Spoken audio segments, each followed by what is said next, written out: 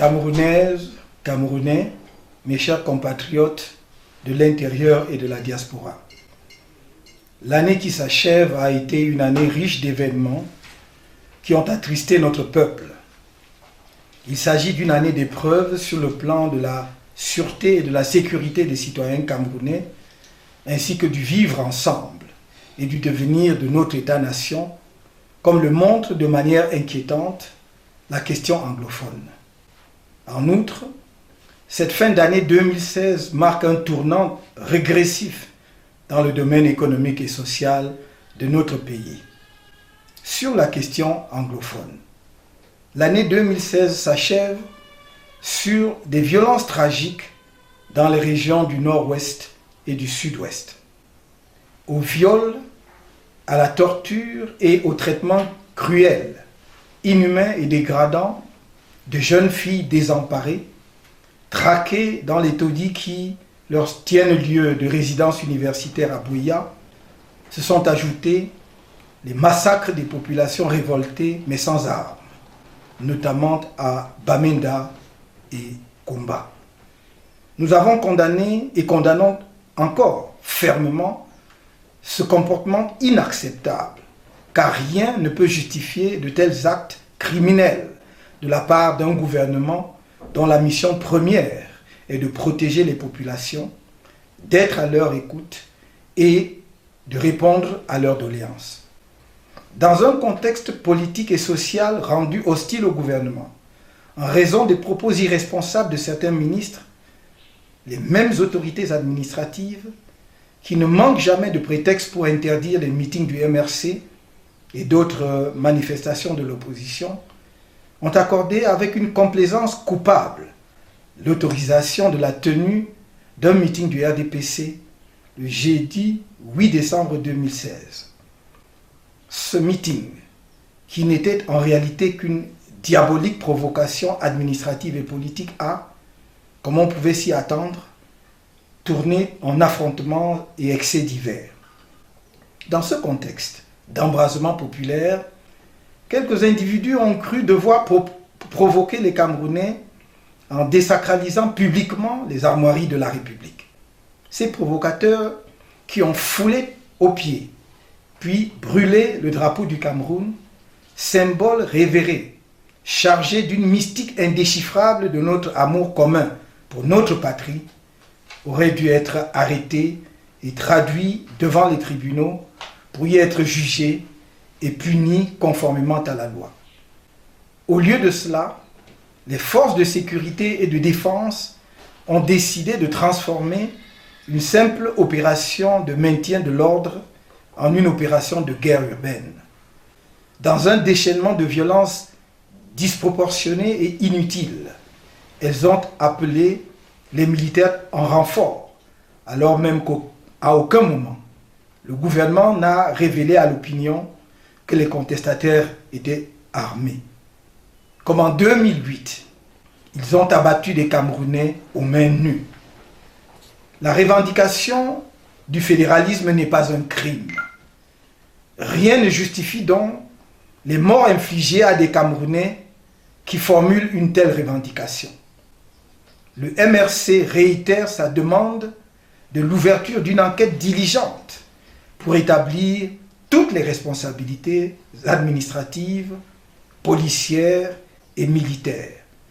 Rechercher et poursuivre en justice les éléments des forces de sécurité et de défense qui ont abattu des compatriotes aux mains nues avec les armes de la République, violé et infligé à des étudiants des traitements cruels, inhumains et dégradants sur le campus dans les résidences, notamment à Buea.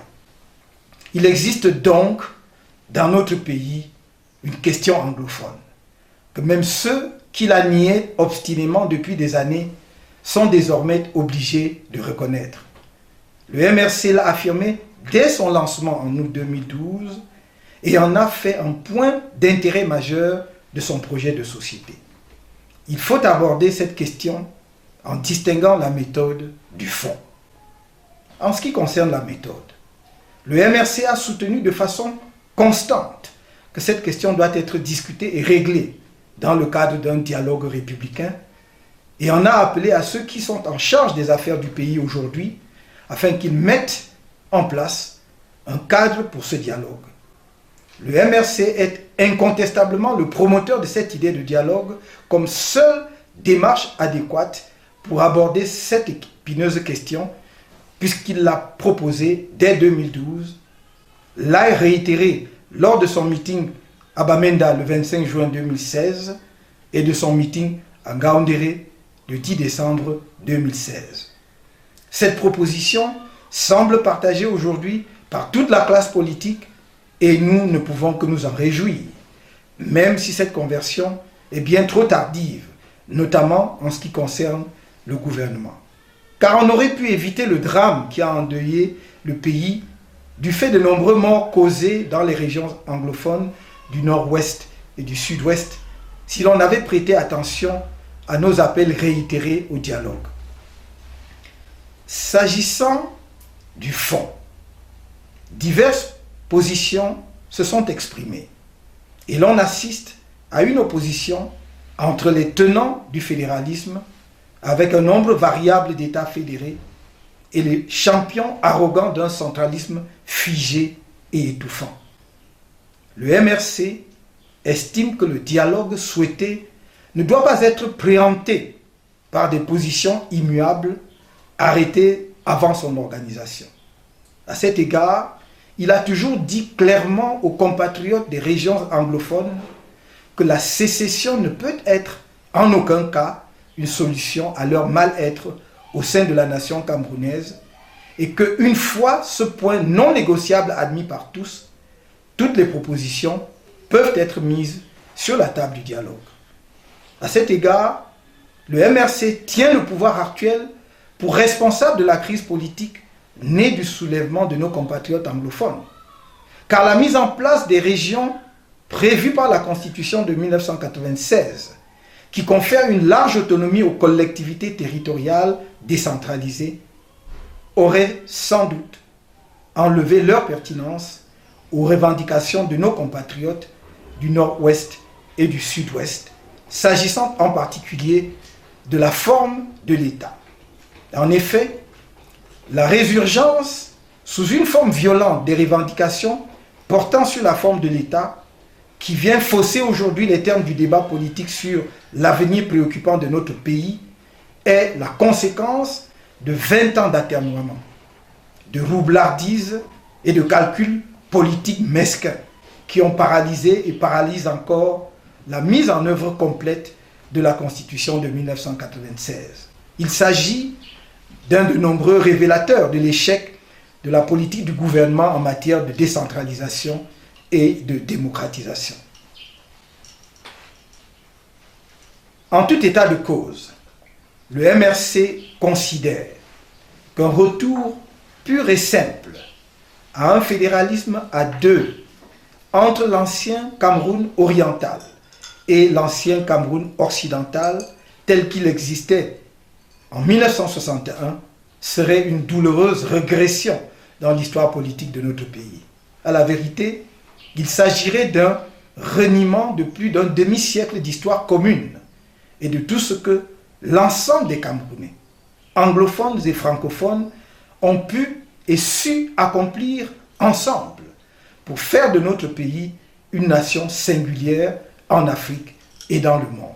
Au-delà des allégations sur le déroulement de la conférence de Foumbal, qui donna naissance à la République fédérale du Cameroun, nous ne devons pas perdre de vue les raisons objectives avancées en 1972 pour le passage à l'État unitaire, ni le fait que l'histoire de l'État du Cameroun ne commence pas avec le partage de l'administration de notre pays entre la France et la Grande-Bretagne après la défaite de l'Allemagne lors de la Première Guerre mondiale.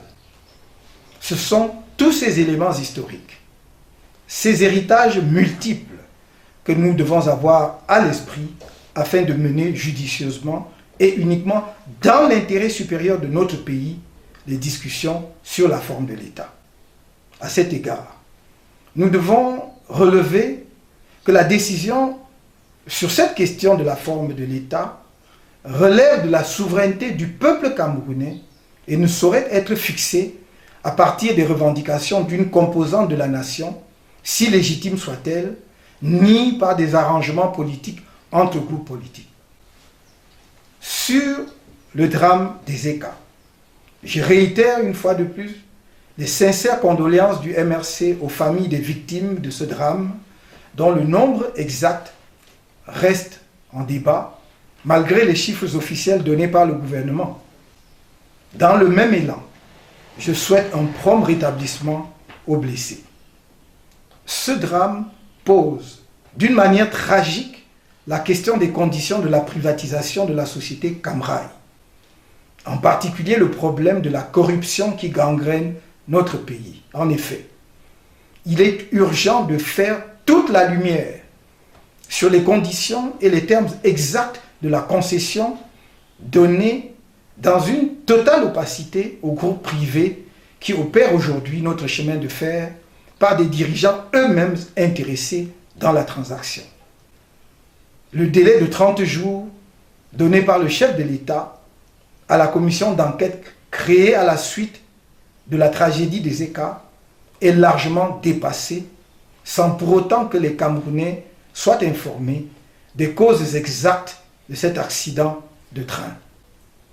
Le président de la République doit rendre publiques les conclusions de l'enquête, au risque d'entretenir la défiance de l'opinion vis-à-vis de toutes les commissions d'enquête gouvernementales, comme ce fut le cas à la suite de la catastrophe de Sam, des émeutes de février 2008, la disparition des 9 de Bipanda, l'assassinat des religieux, l'assassinat de 20 éléments de nos forces de défense, la disparition du bébé de Madame Vanessa Tchatchou, la débâcle des Lions indomptables au mondial organisé en Afrique du Sud, et j'en passe. Ce drame des ECA a dévoilé les graves insuffisances du gouvernement en matière de coordination et de gestion des crises. Qu'il suffise de relever la cacophonie créée par le ministre des Transports qui, avec une légèreté déconcertante, a démenti le déraillement du train alors que la catastrophe avait eu lieu et n'a pas eu la décence de présenter des excuses aux Camerounais, préférant, comme c'est l'habitude au sein du gouvernement, trouver des boucs émissaires. L'étalage de l'incapacité du ministère de l'administration territoriale et de la décentralisation en matière de gestion des catastrophes et de projection à temps des moyens d'assistance sur le lieu du drame. Les atermoiements du ministère de la Santé publique qui ont coûté de nombreuses vies. Les actions plus spectaculaires qu'efficaces des ministères en charge de la sécurité qui n'ont pas facilité la tâche de la justice. Il est venu le temps de s'interroger sur les raisons pour lesquelles l'on n'a pas utilisé les hélicoptères de l'armée pour porter secours aux victimes et les évacuer à temps dans les centres hospitaliers appropriés. Ces hélicoptères ont pourtant été mobilisés le 8 décembre 2016 à Bamenda, lorsqu'il a fallu réprimer dans le sang les revendications anglophones. Sur la situation économique du pays, j'aurais pu m'appesantir cette année encore sur l'absence d'une politique économique cohérente, la destruction des entreprises et des emplois par une fiscalité à l'emporte-pièce, le chômage endémique qui frappe en particulier les jeunes, le rythme insoutenable de l'endettement du pays, le déficit structurel de la balance commerciale et de la balance de paiement, l'accroissement de la pauvreté, etc. Mais la catastrophe que nous redoutions et par rapport à laquelle nous n'avons cessé de tirer la sonnette d'alarme depuis 3 ans est arrivée. Le Cameroun va être placé à nouveau sous ajustement structurel du Fonds monétaire international.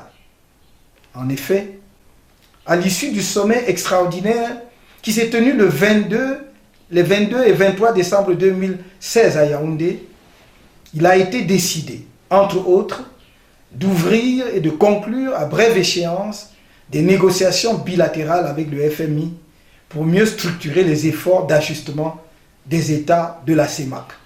Moins de 10 ans après avoir atteint le point d'achèvement de l'initiative des pays pauvres très endettés en 2006 et passé la dernière revue du FMI en septembre 2008, après 20 ans d'ajustement structurel dans la sueur et les larmes, voici que le peuple camerounais est plongé à nouveau dans le même désastre.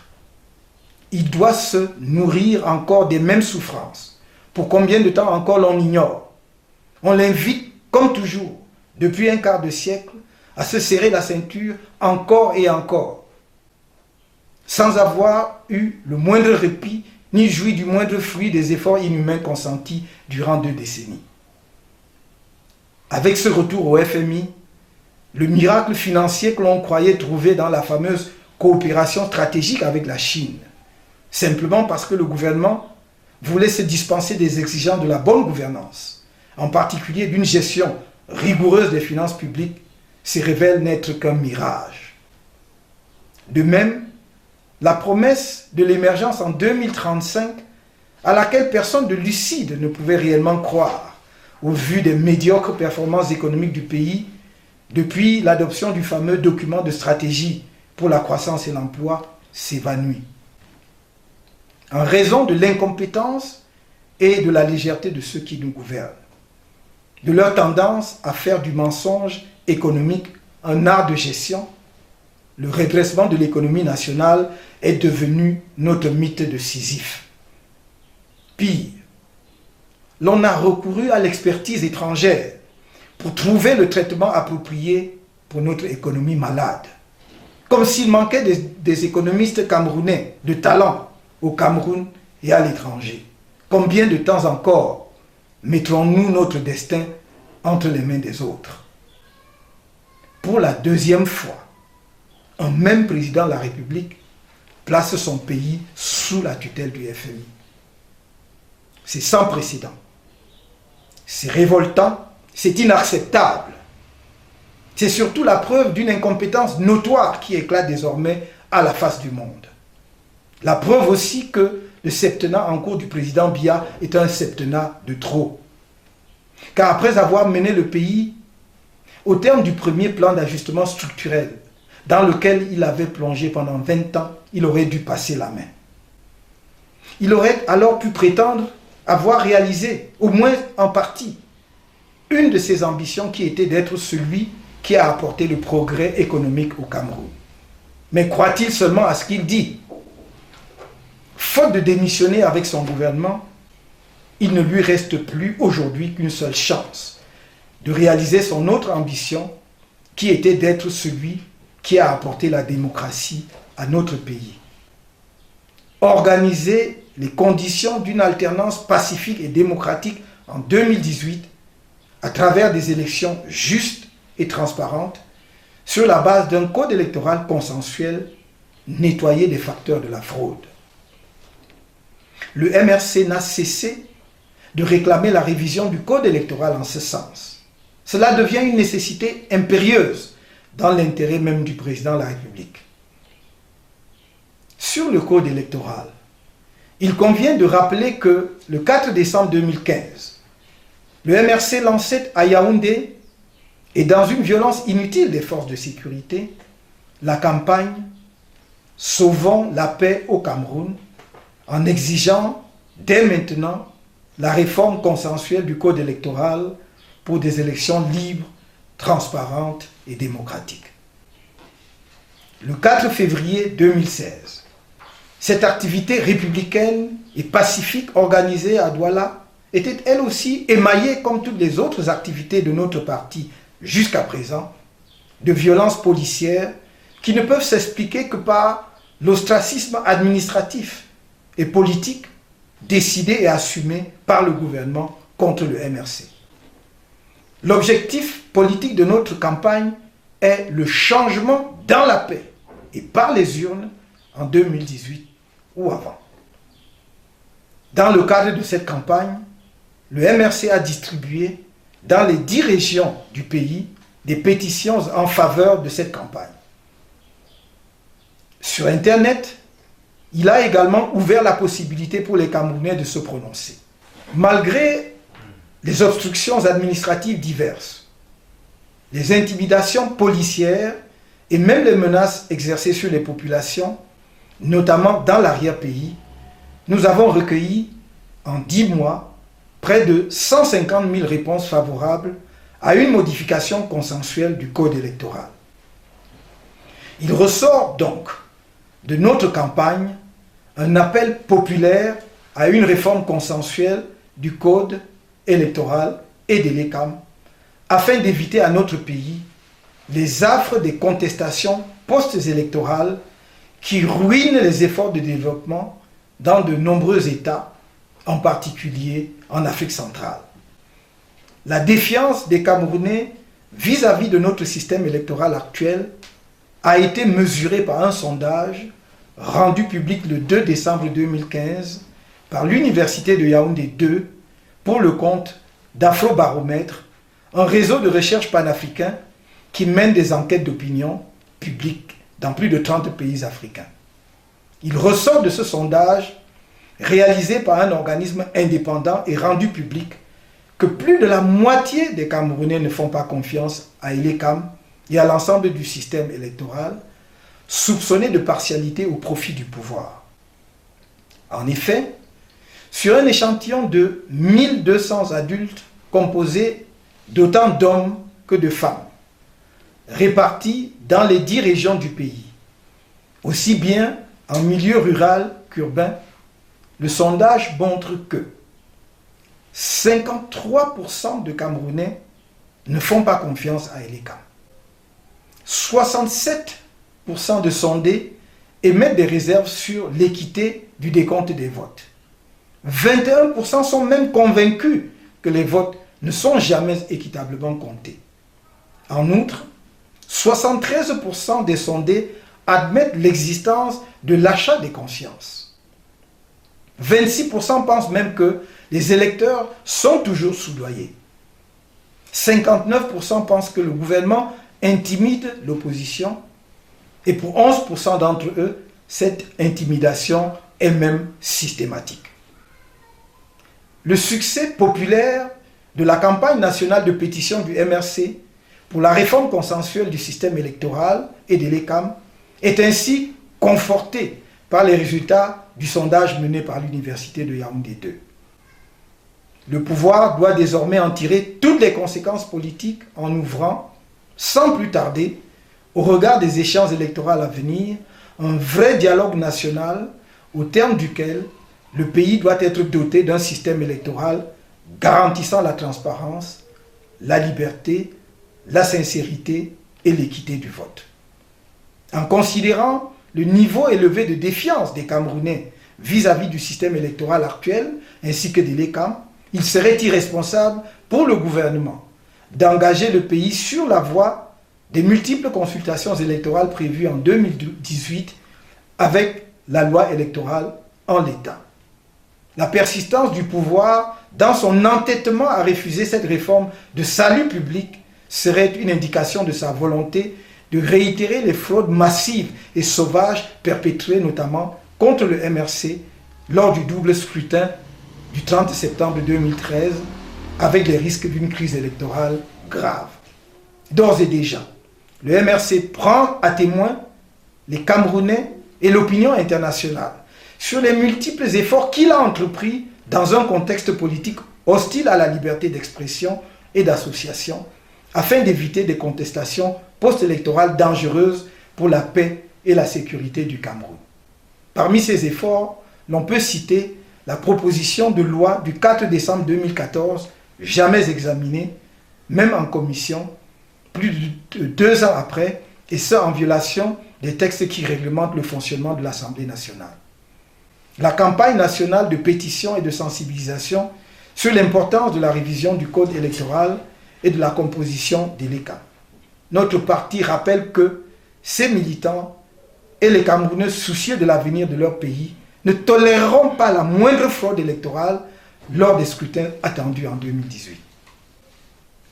Face à toute tentative de fraude électorale et aux manœuvres administratives ou autres, nous dresserons avec les militants et sympathisants du MRC et tous les Camerounais épris de justice et attachés au respect du choix des citoyens, une opposition pacifique jusqu'ici insoupçonnée. La communauté internationale est ici interpellée. C'est maintenant que les pays amis du Cameroun, les organisations internationales telles que la francophonie, le Commonwealth, la communauté économique des États de l'Afrique centrale, l'Union africaine, dont la charte africaine de la démocratie, des élections et de la gouvernance est entrée en vigueur en 2012 grâce à la ratification du Cameroun, l'Union européenne et l'Organisation des Nations Unies doivent agir. Ils doivent agir par des moyens appropriés et dans le respect de la souveraineté de notre pays pour convaincre le gouvernement de la nécessité urgente d'opérer une réforme de fond de tout le dispositif électoral national avant les importantes échéances de l'année 2018 afin d'éviter une crise post-électorale sérieuse. Sur la guerre contre Boko Haram, cette guerre, déclenchée le 17 mai 2014, entre dans sa 3e année. C'est l'occasion de féliciter nos forces de défense pour les sacrifices consentis à ce jour, avec grand succès, je dois dire, pour barrer la voie aux extrémistes religieux armés. Certes, la guerre n'est pas encore terminée, mais les membres de la secte Boko Haram sont aujourd'hui dans une posture défensive. Aux soldats morts au front, la patrie sera à jamais reconnaissante. Le MRC réitère sa demande de création d'un statut de pupille de la nation pour les enfants mineurs des soldats morts en guerre, ainsi que la création de cimetières militaires nationaux où la nation enterrerait ses fils morts sous le drapeau. Les succès de nos forces de défense ne doivent pas faire oublier les dérives dont sont souvent victimes les populations civiles et innocentes.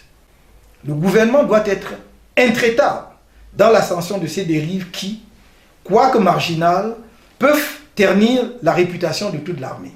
Plus vite il sévira, plus vite il mettra le pays à l'abri des légitimes critiques des organisations de défense des droits de l'homme dont le rôle est salutaire dans la connaissance des réalités non officielles du terrain, du vécu et du ressenti des populations. C'est également l'occasion de souligner les terribles sacrifices de nos compatriotes de l'extrême nord, dont la vie est durablement désorganisée par la guerre. Le gouvernement doit adopter des mesures financières conséquentes pour relancer l'économie de toute cette région, car l'extrême pauvreté fait le lit de tous les extrémismes. Sur la CAN féminine, le MRC félicite une fois de plus les Lionnes pour leur brillant parcours. Un bel avenir les attend. Elles doivent donc persévérer dans l'effort.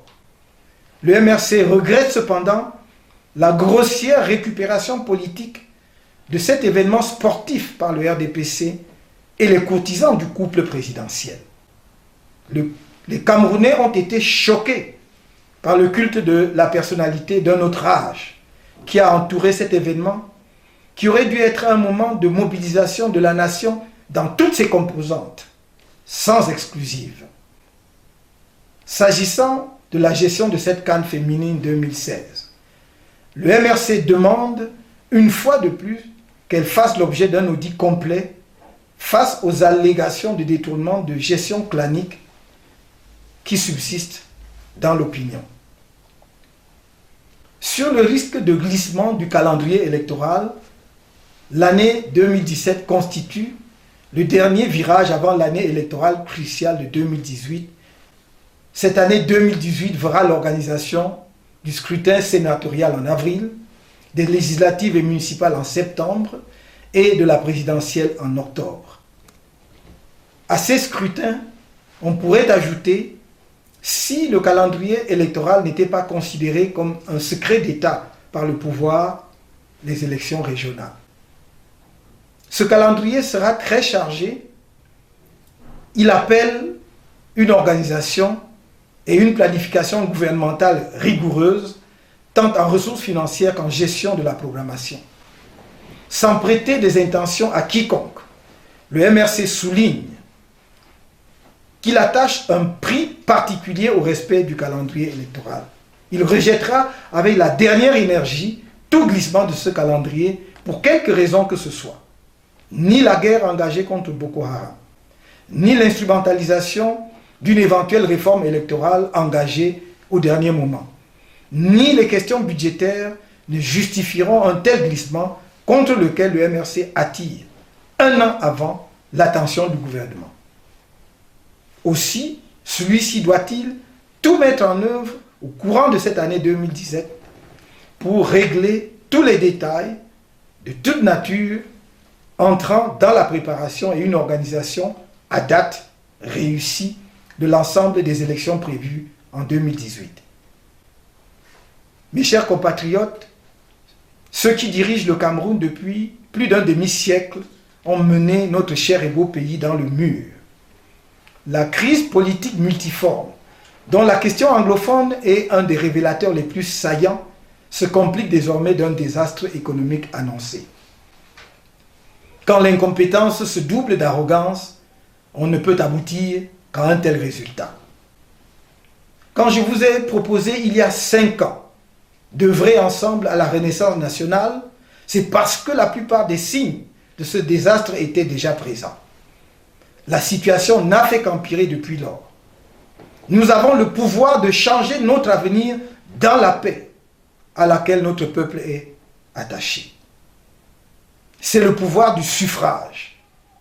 Chacun de nous, en s'inscrivant sur les listes électorales, en retirant sa carte d'électeur, en allant voter en 2018 et en veillant au respect de son choix, contribuera de façon décisive à sortir notre pays du cauchemar dans lequel il est plongé depuis plusieurs années et où on l'enfonce plus encore au moment où il croyait pouvoir relever un peu la tête pour respirer un moment.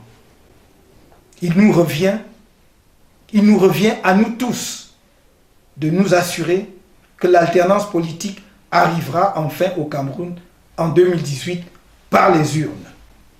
C'est la voie royale de la démocratie qui écarte les errements des transitions et des raccourcis aventureux de la conquête du pouvoir par la force. Vive le Cameroun!